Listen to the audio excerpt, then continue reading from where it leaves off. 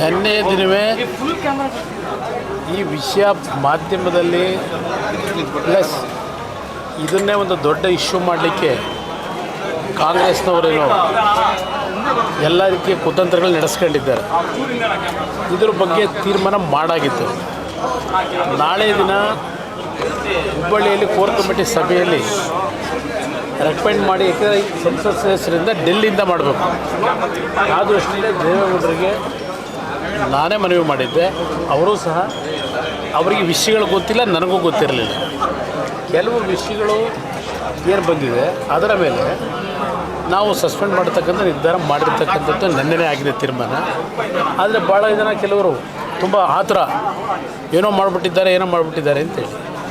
ಇಲ್ಲಿ ಪ್ರಶ್ನೆ ಸಸ್ಪೆಂಡ್ ಮಾಡಿರ್ತಕ್ಕಂಥದ್ದು ಅಷ್ಟೇ ಅಲ್ಲ, ಇವತ್ತು SITಗೆ ಕೊಟ್ಟಿದ್ದಾರೆ.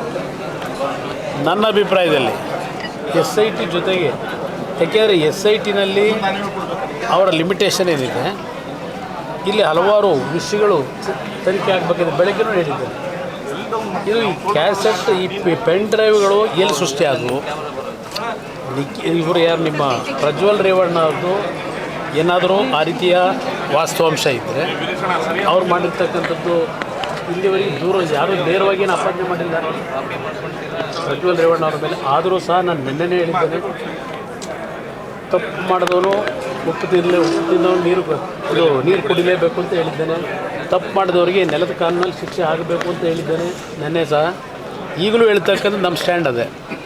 ಈ ಇಶ್ಯೂನಲ್ಲಿ ಪ್ರಜ್ವಲ್ ರೇವಣ್ಣ ಅವರ ತಪ್ಪುಗಳಿದ್ದರೆ ಯಾವುದೇ ರಾಜಿಗೆ ಒಳಗಾಗ್ತಕ್ಕಂಥ ಪ್ರಶ್ನೆ ಇಲ್ಲ. ನಾವು ಯಾರೇ ಇರಲಿ, ತಪ್ಪುಗಳು ಮಾಡಿ ಇವತ್ತು ಕಾನೂನಿನ ಒಂದು ವ್ಯಾಪ್ತಿಯಲ್ಲಿ ಅವರು ಉಲ್ಲಂಘನೆ ಮಾಡ್ಕೊಂಡು ಮಾಡಿದರೆ, ಯಾರಿಗಾದರೂ ಬಲವಂತಗಳಾಗಿದ್ದರೆ ಆ್ಯಕ್ಷನ್ ತಗೊಳ್ತಕ್ಕಂಥದ್ದಕ್ಕೆ ನಮ್ಮ ಕುಟುಂಬದ ಸಂಪೂರ್ಣ ಸಾಮರ್ಥ್ಯ ಇದೆ.